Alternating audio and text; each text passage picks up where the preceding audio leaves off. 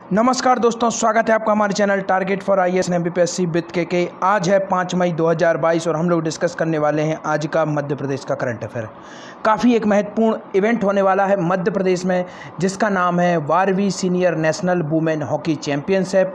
और इसका आयोजन मध्य प्रदेश के किस शहर में होगा, भारत की हमारे कितनी टीमें हैं जो इसमें भाग लेंगी, कब से इसकी शुरुआत होगी, और भी बहुत कुछ हम यहाँ पर डिस्कस करेंगे। इसके साथ ही साथ में मंत्री परिषद की अभी हाल ही में बैठक हुई थी, जिसमें काफ़ी महत्वपूर्ण डिसीजन लिए गए हैं, जैसे कि आदि गुरु शंकराचार्य की मूर्ति की स्थापना, उसके लिए धन का आवंटन, मध्य प्रदेश में कुछ नई जल परियोजनाओं की भी जो स्वीकृति दी गई है मंत्री परिषद द्वारा। तो इन सभी को हम यहाँ पर डिस्कस करेंगे। तो चलिए शुरू करते हैं विदाउट वेस्टिंग योर टाइम। हमारा पहला क्वेश्चन है, मुख्यमंत्री श्री चौहान से किस देश के काउंसलर जनरल ने की भेंट। दोस्तों, जब भी कभी किसी अन्य देश के साथ मध्य प्रदेश का कोई भी इंटरेक्शन होता है या फिर कोई अन्य देश के कोई महत्वपूर्ण हस्तियां मध्य प्रदेश के मुख्यमंत्री शिवराज सिंह चौहान से मिलते हैं या मध्य प्रदेश के किसी महत्वपूर्ण स्थल का भ्रमण करते हैं, this types of question very important types of question and we don't need to avoid this types of question. Whenever we listening this types of question we should focus. तो हमें इन पर फोकस रखना है। तो मध्य प्रदेश के मुख्यमंत्री शिवराज सिंह चौहान से किस देश के काउंसलर जनरल ने की भेंट। आपका ऑप्शन नंबर 1 है अमेरिका, सऊदी अरेबिया, सिंगापुर या फिर ब्रिटेन। इसका राइट आंसर है दोस्तों आपका ऑप्शन नंबर 3 सिंगापुर। इसके साथ ही साथ दोस्तों आपको यह भी याद रखना है कि अभी हाल ही में जो प्रधानमंत्री श्री मोदी जी द्वारा काफ़ी सारी विदेश की यात्रा की जा रही हैं, इनको आप याद रखिए, क्योंकि आगामी किसी भी एग्जाम के हिसाब से यह काफ़ी अधिक इंपॉर्टेंट हो सकते हैं। वो मेरे मध्य प्रदेश के करंट अफेयर का क्षेत्र नहीं है, इसलिए मैं उसको यहाँ पर डिस्कस नहीं करूँगा, मगर मुझे लगा कि आप लोगों को बता दूँ कि इस तरीके के क्वेश्चन इंपॉर्टेंट होते हैं, तो इन पर फोकस जरूर रखिए। अभी हाल ही में दोस्तों मध्य प्रदेश ने पर्यटन के क्षेत्र में किस देश के साथ MOU हस्ताक्षरित किया था, उस देश का नाम था फ्रांस। मैंने आप लोगों को बताया था, इसको आपको याद रखना है। इसके साथ ही साथ में मध्य प्रदेश ने एक और करार किया था, जितने भी बौद्ध हमारे मध्य प्रदेश में बौद्ध धर्म से संबंधित तीर्थ स्थल हैं, उनसे संबंधित एक करार किया गया था। किस देश से किया गया था? भूटान। इसको आपको याद रखना है, काफ़ी अधिक इंपॉर्टेंट हो जाता है। मध्य प्रदेश में प्रमुख बौद्ध स्थल कौन से हैं, जैसे कि आप सभी को मालूम होना चाहिए, सांची। इसे दोस्तों विश्व धरोहर सूची में भी शामिल किया गया था। कब किया गया था? 1989 में किया गया था। खजुराहो सबसे पहला स्थल है जिसे विश्व धरोहर सूची में शामिल किया गया था। इसके बाद में भीमबेटका को किया गया था 2003 में। इसके साथ ही साथ मैं आपको बता देना चाहूँगा, सतना में दोस्तों उच्चहरा, यहाँ पर भी एक स्तंभ मिला था, अशोककालीन यह स्तंभ है उचेहरा में, तो इसको भी आपको याद रखना है। कनिंघम द्वारा इसे ढूंढा गया था 1873 में, तो यह भी काफ़ी अधिक इंपॉर्टेंट है, तो इसको भी आपको याद रखना है। चलिए आगे बढ़ते हैं, देखते हैं क्या है पूरी न्यूज़। मुख्यमंत्री श्री चौहान से सिंगापुर के काउंसलर जनरल ने की भेंट। मुख्यमंत्री श्री चौहान से सिंगापुर के counsellor general Shri सियोंग Ming Fung ने निवास कार्यालय में भेंट की। भेंट के दौरान प्रदेश के युवाओं का विश्व स्तर पर रोजगार के लिए उपयुक्त कौशल उन्नयन, विभिन्न क्षेत्रों में प्रशिक्षण तथा शैक्षणिक आदान प्रदान के संबंध में चर्चा हुई। मुख्यमंत्री श्री चौहान ने कहा कि सिंगापुर के सहयोग से ही ग्लोबल स्किल पार्क का विकास हो रहा है। आप सभी को मालूम होना चाहिए, जो हमारे भोपाल में ग्लोबल स्किल पार्क बनाया जा रहा है, वह किस देश की मदद से डेवलप किया जा रहा है? वह है सिंगापुर। और अभी हाल ही में इसका नाम भी परिवर्तित कर दिया गया था। क्या नाम रखा गया था? रविशंकर। याद रखिए, काफ़ी अधिक इंपॉर्टेंट है, तो इसको भी आपको याद रखना है। इसका नाम परिवर्तित कर दिया गया है। आगे बढ़ते हैं। मंत्री परिषद ने कितने करोड़ से अधिक की सिंचाई परियोजनाओं को दी स्वीकृति। This is also again very important types of question. तो देखते हैं, आपका ऑप्शन नंबर 1 है 572 करोड़ से अधिक रुपए की स्वीकृति दी है, 456 करोड़ रुपए की स्वीकृति दी है, 103 करोड़ की दी है, या फिर 455 करोड़ से अधिक की। इसका राइट आंसर है दोस्तों आपका ऑप्शन नंबर 1, 472 करोड़ रुपए से अधिक की स्वीकृति कर दी गई है मध्य प्रदेश में दोस्तों सिंचाई परियोजनाओं के लिए। तो इसको आपको याद रखना है। मध्य प्रदेश की प्रथम दोस्तों आप लोगों को याद रखना चाहिए सिंचाई परियोजना कौन सी थी?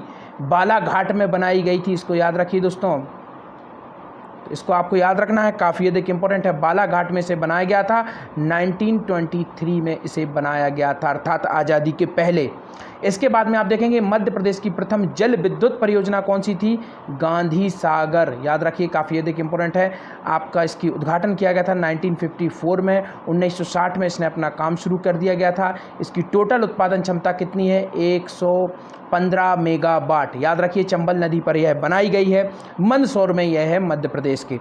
इसके साथ ही साथ में चंबल नदी पर एक और परियोजना है, उसका नाम क्या है? उसका नाम है दोस्तों राणा सागर। याद रखिए, काफ़ी अधिक इंपॉर्टेंट है। 172 मेगावाट इसकी उत्पादन क्षमता है, इसको आपको याद रखना है। 1962 में इसका उद्घाटन हुआ था, यह भी याद रखिए। तीसरी सबसे अधिक इंपॉर्टेंट परियोजना है जो कि चंबल नदी पर ही है, जवाहर सागर परियोजना, इसको भी याद रखना है दोस्तों। 1971 में इसकी शुरुआत हुई थी और इसकी उत्पादन क्षमता कितनी है, 99 मेगावाट, इसको भी आपको याद रखना है, काफ़ी अधिक इंपॉर्टेंट हो जाती है। इसके साथ ही साथ में आपको यह भी याद रखना है कि मध्य प्रदेश का सबसे बड़ा ताप विद्युत केंद्र कौन सा है, क्योंकि अभी हाल ही में विद्युत की सबसे ज़्यादा कमी हो रही है और यह चर्चा की भी विषय है दोस्तों। तो MPPSC का जो आगामी एग्जाम है उसके हिसाब से आप अलर्ट हो जाइए। आपको 1 से 2 क्वेश्चन जितने भी जो ताप विद्युत केंद्र है जहां पर कोयले के माध्यम से आपकी विद्युत बनाई जाती है या पर कोयला उत्पादन क्षेत्र से भी क्वेश्चन बन सकते हैं, तो हमें इस बात को ध्यान रखना है और इस पर फोकस भी रखना है। यहाँ पर आपसे पूछ लिया जा सकता है मध्य प्रदेश का सबसे पहला ताप विद्युत केंद्र कौन सा था, नेपा नगर का था, इसको आपको याद रखना है। इसके साथ ही साथ में स्थापना कब हुई थी, 1956 में हुई थी। इसके साथ ही साथ में आपको याद रखना है चांदनी ताप विद्युत केंद्र इसका नाम था। इसके साथ ही साथ मध्य प्रदेश का सबसे बड़ा ताप विद्युत केंद्र कौन सा है, विंध्याचल ताप विद्युत केंद्र सबसे बड़ा है। 1983 में इसकी स्थापना हुई थी, लगभग 4000 मेगावाट इसकी उत्पादन क्षमता है। 5 राज्यों को इसके द्वारा विद्युत सप्लाई की जाती है, जिसमें से दादर नागर हवेली भी एक है, गोवा भी एक है, गुजरात भी भेजी जाती है, यूपी भी भेजी जाती है, तो इसको आपको याद रखना, और महाराष्ट्र भी भेजी जाती है। आगे बढ़ते हैं। मध्य प्रदेश के किस शहर में आदि गुरु शंकराचार्य की प्रतिमा होगी स्थापित, इसको मैं लगभग 3 से 4 बार आपको बता चुका हूं। क्यों मैं बार बार बताता हूं, आपको इतना भी मैं बता देना चाहूँगा, कुछ ऐसी चीज़ें होती हैं जो कि इंपॉर्टेंट होती हैं और बार बार वह जब न्यूज़ में आती हैं तो मुझे बार बार आप लोगों को बताना पड़ता है। इससे आपका रिवीजन भी हो जाता है और यह चीज़ें आपके सबकॉन्शियस माइंड में सेट हो जाती हैं।